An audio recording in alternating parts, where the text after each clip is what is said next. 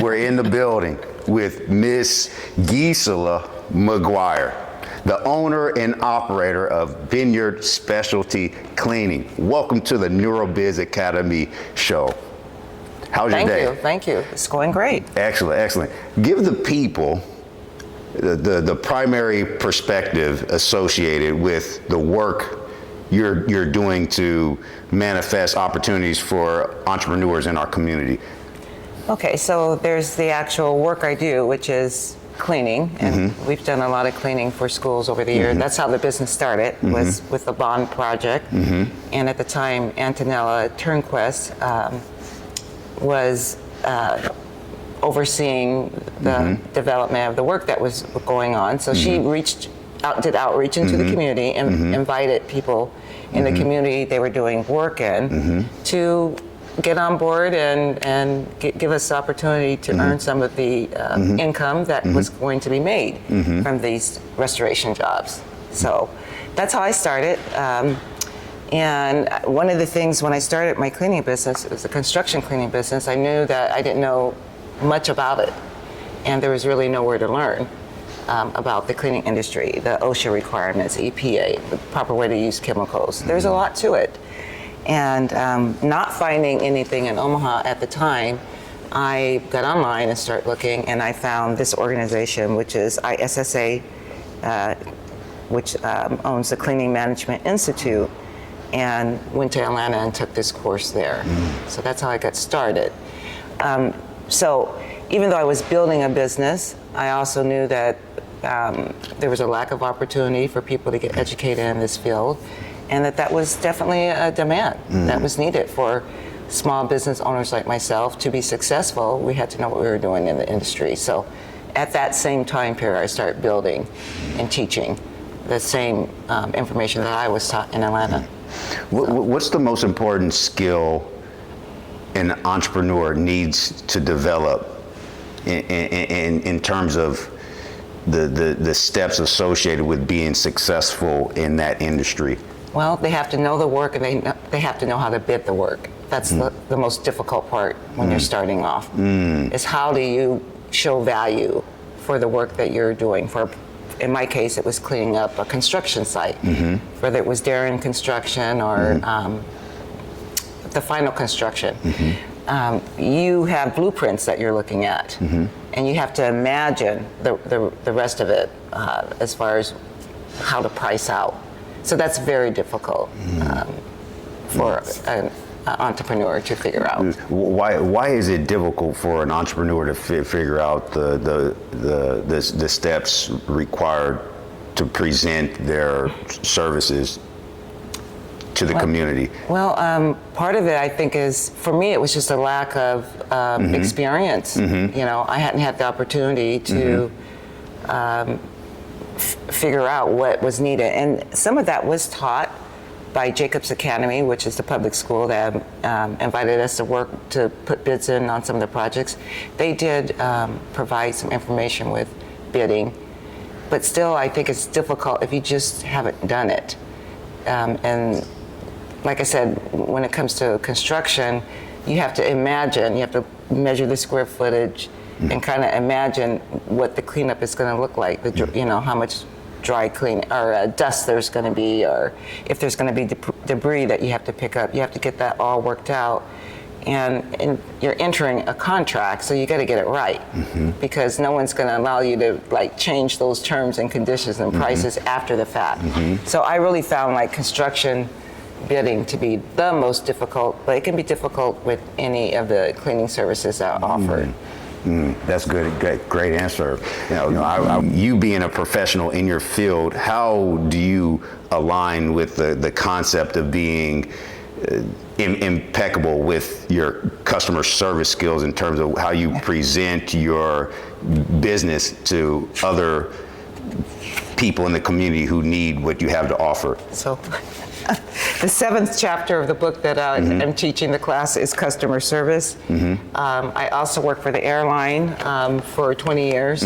Customer service was in the customer service field. It's very important in every industry. You have to know your customer. You have to know what your customer wants. You have to serve your customer. And right now, I also work in the medical industry and environmental services. And customer service is huge, even in the medical industry. It really is everywhere. So it's. I'm glad that in the cleaning industry that they realize that and they teach it right along with everything else that they feel that's important for the industry. Okay. What is the most important subject in that book? So it's going to be, I think, the chemistry of cleaning. Right? Chemistry of cleaning. What do we need to know about the chemistry of cleaning? Well, COVID-19 comes to mind. Okay. How did you feel about cleaning during the pandemic? It was What fun. was your concern? But not getting sick. there you go. So you have to know the difference between the chemicals they use and what they're used for. So a disinfectant, what does that do? Cleaners, sanitizers. When you have to use, and the different grades of those particular chemicals, because What is the most dangerous grade of chemical that some practitioners typically clean with to disinfect? Any and all can fall into that category if they're not used properly and if they're not diluted properly, and if they're left out for someone unexpectedly to have access to. So there's lots of rules and regulations around chemicals. They all potentially are dangerous. So. Amazing. Can you tell us more about one of the most significant obstacles you experienced in your entrepreneurial career being in this profession? It's bidding. Bidding. Yes. Yes. Can you give us a personal story? Oh, many. I guess I'm hard-headed. I just, you have to learn how to read architectural specs to do construction. So that was one thing. I actually took a course at Metro Tech to assist me with that. Jacobs Academy also gave us training on the how to read architectural specs. So, like I said, then you have to take that information and visualize, because in construction, the building's not there yet. So you have to visualize what you're going to experience. You see on your specs, windows this big. You have to say, okay, how am I going to reach those windows, clean the framing, get the walls dusted and clean. You have to imagine all that from the architectural specifications. So it's difficult. And if you miss something, like I said, you're under a contract if that's accepted. They're not going to allow you. Well, I didn't realize that was 2 stories of these big windows that I had to clean. It's too bad. You better figure it out. So, very difficult bidding in my eyes. So, where does your source of energy come from when you are in the middle of an adverse situation? Who do you call on? Is it your sister Carla? Yes. She's the first one. How do you personally deal with adversity? How does that go? Who do you call? Sandy? What was that little saying when it was a show? Sandy something, Eagle, whatever. No, I call Carla Cooper. Tell us about the relationship you have with your sister Carla. Well, throughout the entire time that I've been working at Binyard Specialty Cleaning, she's been my advisor, counselor, business counselor, big sister. When, some of those contracts that, you needed more help, I give Carla a call and she's there. That's amazing. She flies in sometimes to help me. Nice, yes. So, and then it doesn't hurt to have a large family that also were helpful with labor when I needed extra labor. Because, you're not always employing, every job's different, so you don't necessarily keep employees at a constant rate, but you have to have access to them when you need it, when you need to get a job done. Amazing. Can you tell us about a recent book you read, that has made a profound impact on your life as an entrepreneur? that you recommend for your viewers to read? This is for, if you're in the cleaning industry, this is the book that I recommend, honestly. Well, maybe I from read a personal development perspective. I don't really read personal development books. Oh, okay. So that's probably a good idea. If you were going to read a personal development book, is there one that you recommend to your viewers outside of this manual they need for education or in preparation to be successful in that field of cleaning? Well, I would say how to do stress management. Yoga, something like that, deep breathing. Because working as an entrepreneur, you need a lot of you need a lot of guts. Oh, you need guts. Yeah, G-U-T-S. It's hard. Talk it's, about it's that. hard work, and you've got to It learn is. how to manage the stress around it and ask for help. I have no problem calling people and asking for help. Be intentional with your mind and how you respond to the obstacles you will experience. And I'm learning as I read scripture. Man, faith has been the most important aspect of my life. If I'm going through an obstacle, if I'm encountering a challenge in my life, it only exists to make me a stronger human being, and God is preparing me for a blessing that will allow me to impact more people in the future. How do you shift your mindset? How do you help someone identify with that concept that God has given you something great? He's given us all a blessing. Well, how do we get into the community and use our gifts on a high level that produces an impact for the people we've been called to serve? I think there's a full circle. So I had a lot of help through the REACH program. Winsley ran that program then, and he knew how to organize people and bring help into his REACH program. And he was great at customer service running the REACH program. He listened to what the members needed, and he tried to get that help there. So everything goes full circle, you know? When things are going right in the environment to help nurture other entrepreneurs in the same field, that was my motivation with promoting this class for the last 10 years, is if I needed it, and it's not offered here publicly, other people need it too. And I wanted to at least to be able to be that source of education if I could. I don't care if it's one person, 15 people, whatever.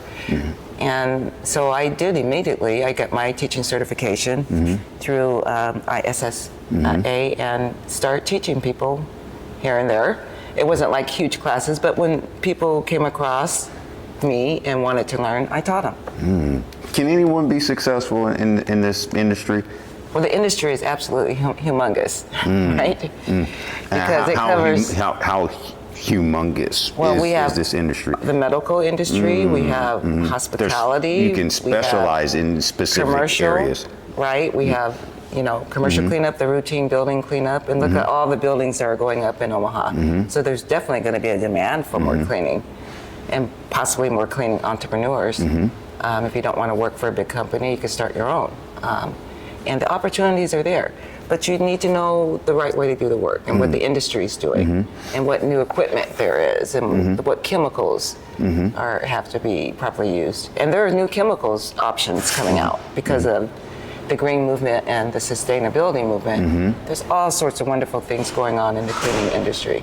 So. Can you briefly talk about how someone who is interested in this business, what are the steps they need to take right now in terms of getting started with their courses? So so with my course, which brings us to back to the book, I was successful although I taught on my own and at my own cost people, I was successful recently at winning a grant that would allow me to provide certification for 15 people.